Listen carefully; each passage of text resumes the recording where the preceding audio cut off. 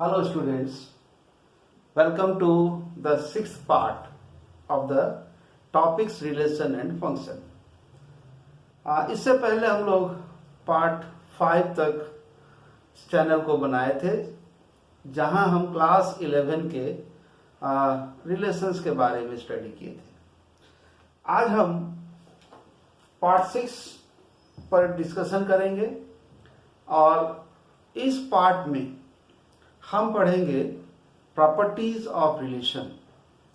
तो विशेषकर जो प्रॉपर्टीज ऑफ रिलेशन में जो टॉपिक्स आते हैं, जो डेफिनेशंस आते हैं, वो रिफ्लेक्सिव के होते हैं, सिमेट्रिक के होते हैं, एंटी सिमेट्रिक के होते हैं, ट्रांजिटिव के होते हैं और इक्विवेलेंस रिलेशन के होते हैं। Generally we say these are the types of relations, but actually these are the properties of relations। और ये प्रॉपर्टी जो रिलेशन के हैं ये एक ही सेट पे डिफाइन होंगे। जैसे it always defined the relation on set A. On set ए का मतलब आर एक ही सेट पे डिफाइंड होता है। R is the relation from set A to set A. So before that we just take the definition of identity relation. What is the identity relation? The relation on set A denoted as IA and is defined as the identity relation, the set of AB such that A is equal to B for all AB belongs to A. This is the definition of the identity relation. तो ये definition जो identity relation के है इसमें इसका क्या मतलब है? इसका मतलब है कि मान लीजिए एक हम लोग रिलेशन लिए set R is the relation from set A to A और सेट ए में एलिमेंट ले लिए 1, 2 एंड 3। सो एक रिलेशन बनाइए 1, 1, 2, 2, 3, 3। आइडेंटिटी का मतलब क्या? अगर यहाँ पर 1 है तो उसके बदले में 1 ही मिलेंगे, दैट इज आइडेंटिटी। ये आइडेंटिटी हुआ, ये भी आइडेंटिटी 2 के जगह 2 का संबंध 2 के साथ है, 3 का संबंध 3 के साथ है। तो यहाँ पर अगर सेट ए में 1, 2, 3 है तो तीनों का आइडेंटिटी रिलेशन में होना चाहिए, तभी जाके ये आइडेंटिटी रिलेशन होगा। जैसे मान लीजिए हम एक रिलेशन लें 1, 1 और 2, 2। इस रिलेशन में इसका आइडेंटिटी नहीं है, माने 3, 3 यहाँ पर नहीं है, तो इस तरह का रिलेशन को हम लोग आइडेंटिटी रिलेशन नहीं कहेंगे। इसी तरह से और अगर कोई एक्स्ट्रा पेयर ऑब्जेक्ट यहाँ पर आ रहा है 1, 2 के फॉर्म में, 1, 1, 2, 2, 3, 3 तो है ही यहाँ पर, लेकिन इसके बदले में भी अगर 1, 2 यहाँ पर कोई अलग से कोई एलिमेंट, पेयर ऑफ एलिमेंट यहाँ पर इस रिलेशन में प्रवेश कर गया तो इस रिलेशन को भी हम लोग आइडेंटिटी रिलेशन नहीं कहेंगे। So the identity relation is subset of universal relation, but universal relation is not a identity relation.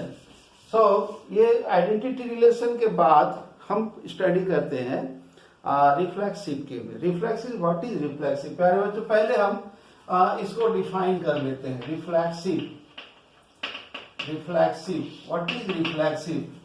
Late R be relation on set A. इसको हम लोग कैसे लिखते हैं? R is the relation from set A to set A.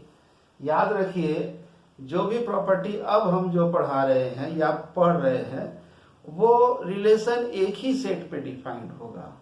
Natural number to natural number, real number to real number, integer to integer, इस तरह से हम लोग रिलेशन लेंगे और हम प्रॉपर्टीज ऑफ रिलेशन को पढ़ेंगे। तो इसमें देखिए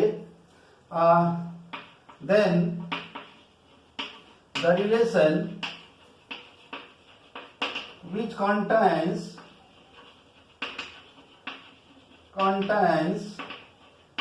the subsets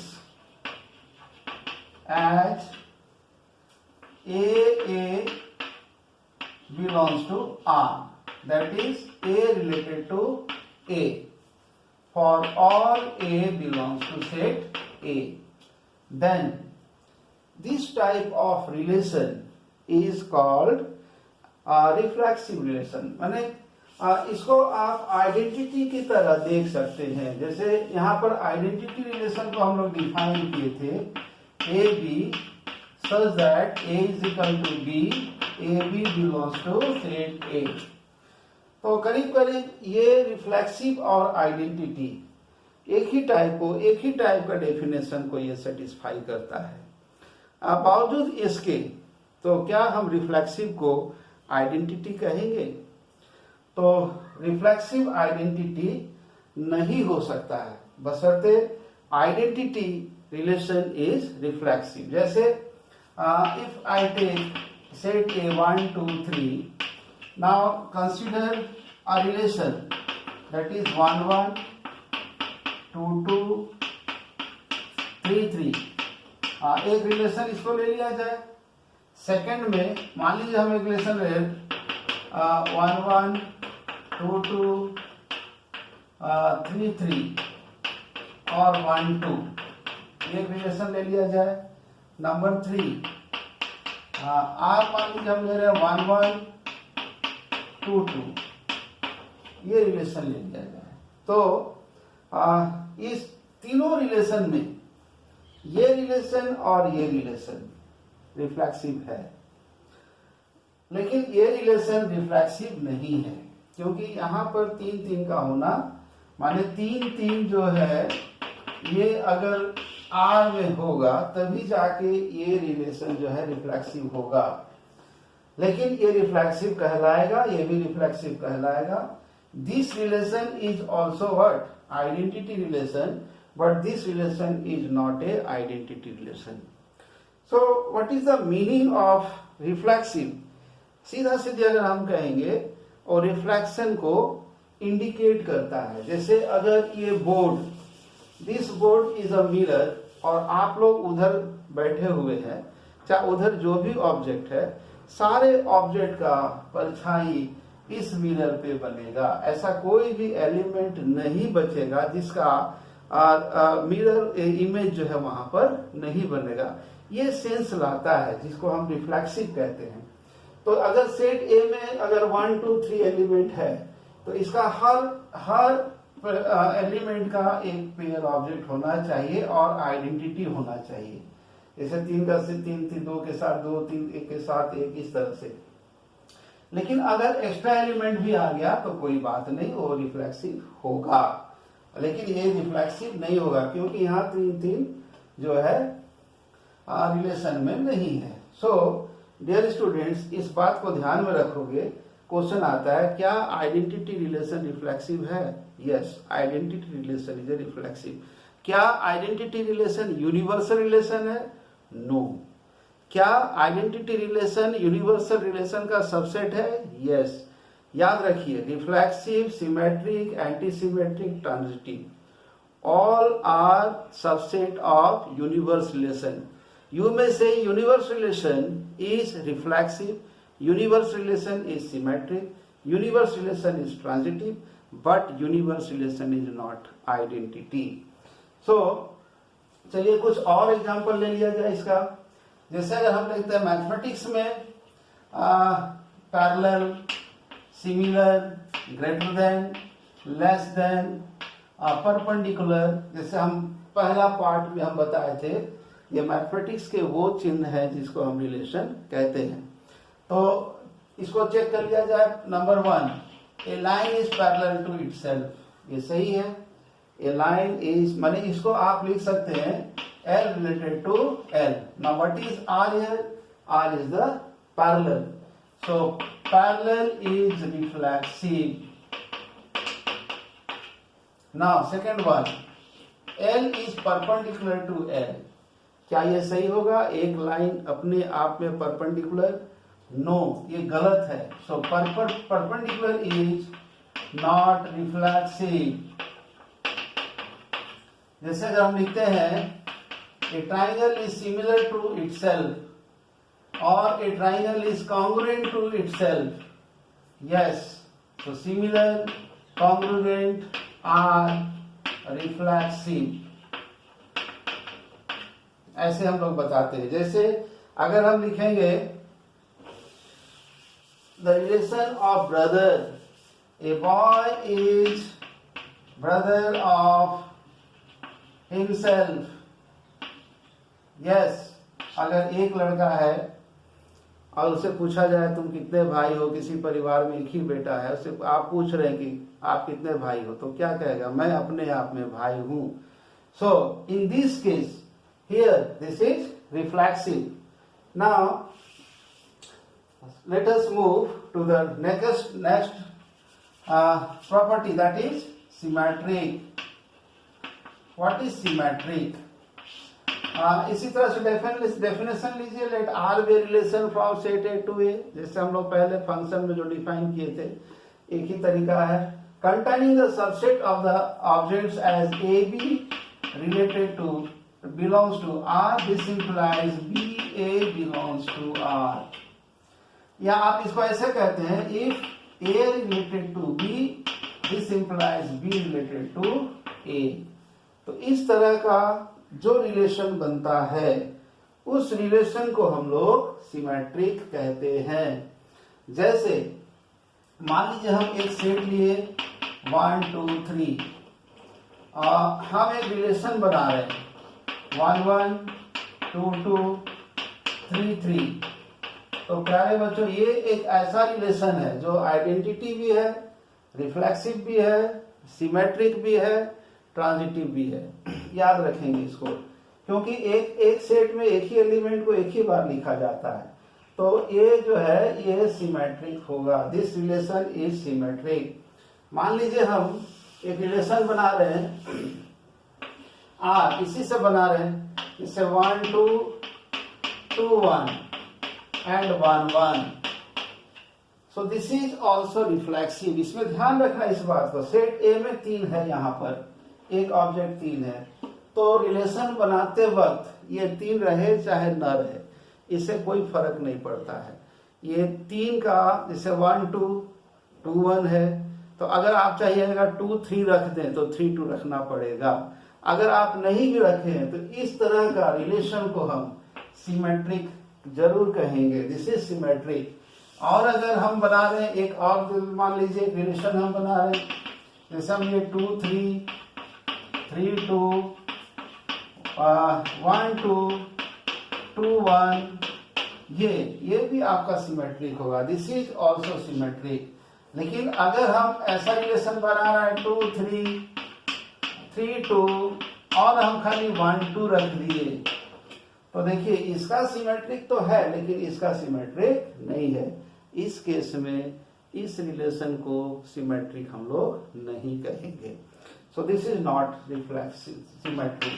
now similarly as we define in the case of reflexive, जैसे हम लिखे थे L is parallel to L, reflexive का केस में मान लीजिए L1 is parallel to L2, that means what? L2 also parallel to L1. So parallel is symmetric. Parallel is symmetric. Similarly, number 2, if L1 perpendicular to L2, मतलब क्या? L2 also perpendicular to L1. अगर L1 L2 के साथ perpendicular है तो L2 भी L1 के साथ परपेंडिकुलर होगा। So what? Perpendicular is symmetric. Similarly number 3, if delta was a triangle number 1 similar to triangle number 2, this implies triangle number 2 also similar to triangle number 1. So similar is what? Symmetric. जैसे अगर हम एक relation लेते हैं, the relation of brother and sister, तो brother and sister, जैसे अगर हम कहते हैं यहां पर ए इज सिस्टर ऑफ बी, तो हम यहां लिखेंगे ए रिलेटेड टू बी। तो क्या B is sister of A होगा? ये हो भी सकता है, और नहीं भी हो सकता है। कब होगा? जब ये दोनों लड़की होंगी। लेकिन अगर एक केस में एक लड़का है और एक लड़की है तो हम इसको सेटिस्फाई नहीं करेंगे। इसका मतलब ये जो रिलेशन हुआ इज नॉट व्हाट सिमेट्रिक। कहीं पर भी दो जेंडर का केस आता है, wife husband, mother father, brother sister, इस तरह का जहां भी केस आपको मिलेगा तो वो रिलेशन सिमेट्रिक नहीं होगा। एक चीज और आपको हम बता देना चाहेंगे कि जैसे मान लीजिए एक रिलेशन हम बना रहे हैं, relation of A B such that A related to B. जैसे मान लीजिए हम ऐसे लिख रहे हैं, if A related to B and B related to A, also A is equal to B. इस केस में अगर ये सिमेट्रिक तो है ही, लेकिन जब ये लग जाता है तो इस तरह का रिलेशन को हम एंटी सिमेट्रिक रिलेशन कहते हैं। Symmetric relation, this is called anti symmetric relation. इसको याद रखिए। जैसे मान लीजिए हम एक रिलेशन लिए, set of A B such that A greater than equal to B and A is equal to B. तो इसका मतलब हो गया if A related to B implies A greater than equal to B, if B related to A what B greater than equal to A. तो जब ये होगा तभी जाके इसको ये सेटिस्फाई करेगा, क्योंकि ये तो इसको डिफाइन कर ही दिया है। लेकिन जब हम a is equal to B लेंगे, इसका मतलब है कि ये रिलेशन का होना जरूरी है। तो आप जानते हो जब a ग्रेटर देन b होगा और b greater than equal to a होगा, इसका मतलब है कि a is equal to b होगा। So this type of relation is called anti symmetric relation. इसी को अगर हम ऐसे भी डिफाइन करेंगे, जैसे a divides b, a divides b and a is equal to b। तो a डिवाइड्स b का मतलब हो गया क्या कि अगर आप a रिलेटेड टू b करते हो तो a डिवाइड्स b होगा, और अगर b रिलेटेड टू a करते हो तो b क्या होगा, b डिवाइड्स a होगा। और a is equal to b कब होगा? जब ये दोनों इक्वल होगा, तभी जाके ये दोनों एक दूसरे को रिलेट कर सकता है। Then this type of relation are the what anti symmetric relation. So आप समझे what is identity relation, what is reflexive relation, what is symmetric relation. So identity relation is reflexive, identity relation is symmetric, but reflexive and symmetric, it is not necessary that both of them are identity relation. Now let us move to the third property of the relation. That third property of the relation is transitive.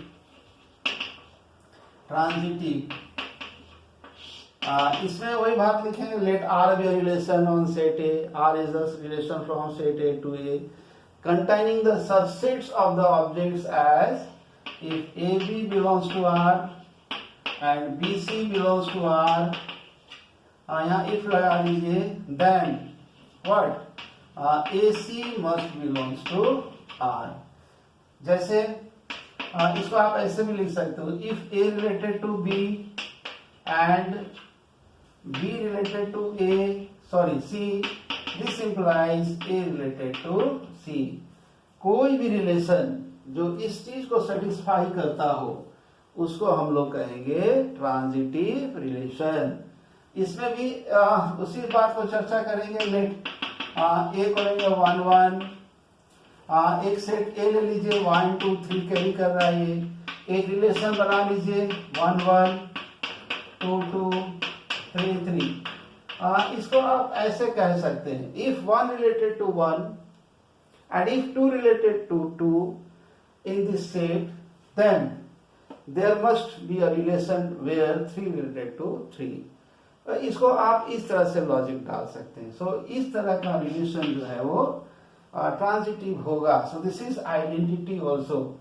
जैसे मैं कहा कि identity relation transitive होता है, लेकिन transitive identity नहीं होगा। एक बात और इसमें ध्यान रखना कि अगर एक रिलेशन आप किसी सिंगल ऑब्जेक्ट को लेके आप बना रहे हैं, ये भी जो रिलेशन है ये ट्रांजिटिव होगा। इसको याद रखिएगा, दिस वेरी इंपॉर्टेंट पॉइंट।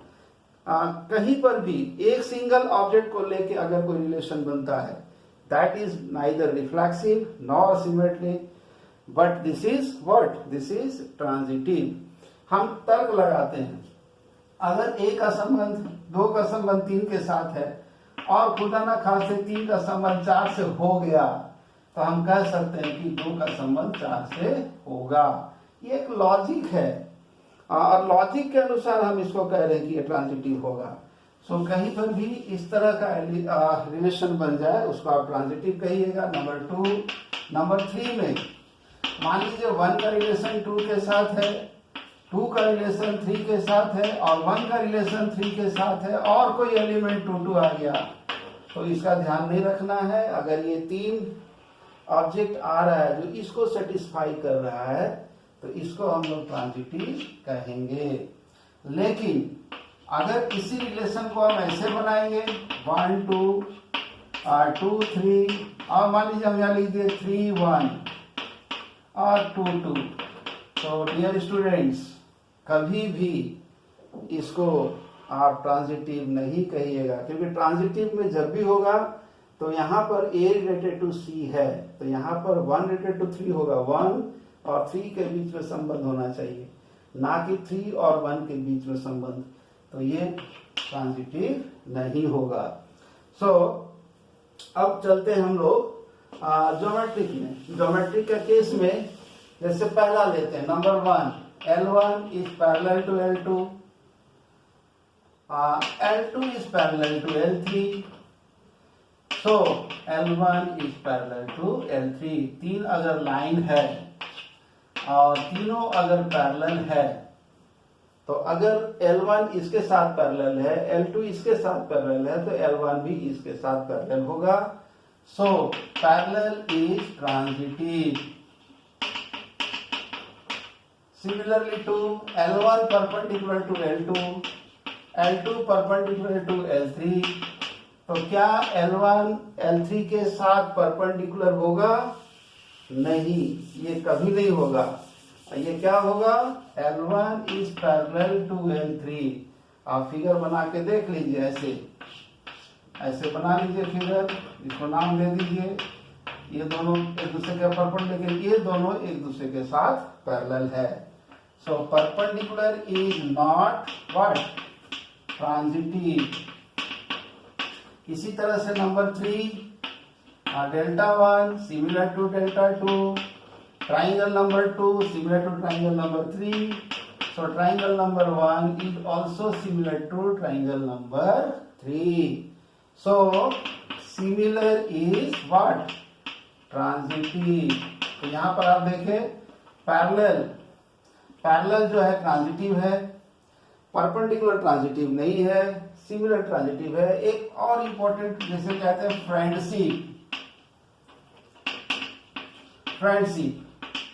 तो क्या फ्रेंडशिप ट्रांजिटिव होगा? जैसे अगर हम मानते, बोलिए ए जो है बी का दोस्त है, बी जो है वो सी का दोस्त है, तो क्या ए सी का दोस्त होगा? यहाँ क्वेश्चन मार्क है, हो भी सकता है, नहीं भी हो सकता है।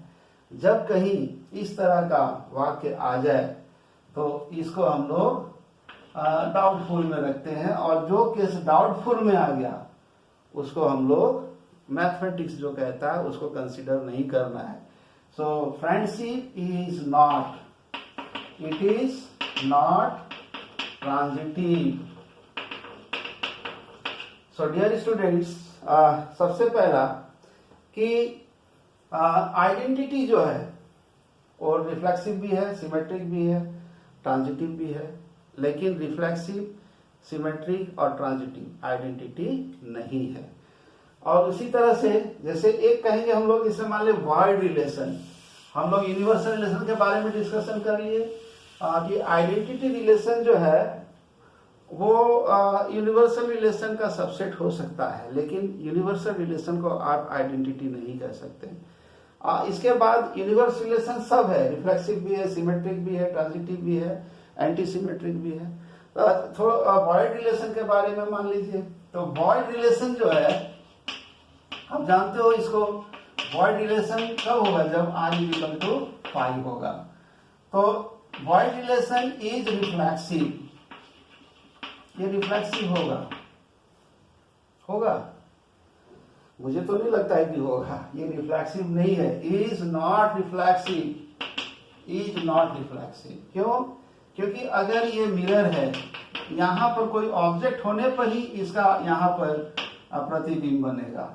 तो वॉइड रिलेशन में ऐसा कोई ऑब्जेक्ट है ही नहीं, तो प्रतिबिंब क्या बनेगा, प्रतिबिंब बन नहीं सकता है।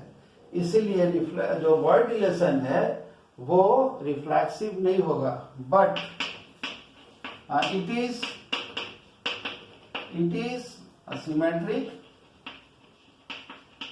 And it is transitive.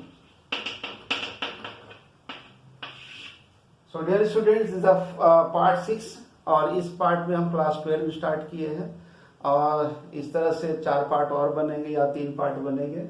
देखते हैं क्लास 12 में कितने पार्ट जाते हैं। इसके रिलेशन और फंक्शन खत्म होने के बाद हम जेईई मेन और एडवांस में प्रवेश करेंगे और 1-2 पार्ट हम बनाएंगे जिसमें केवल और केवल क्वेश्चंस होंगे और उस क्वेश्चंस को बनाने का विधि बताएंगे। और जैसे कि आप जानते हैं कि इसको सब्सक्राइब करना चाहिए, लाइक करना चाहिए। धन्यवाद।